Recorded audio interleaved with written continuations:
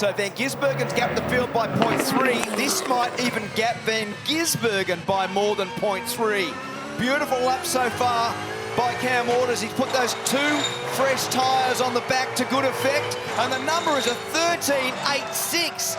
It's 0.47 faster than Shane Van Gisbergen. Wow.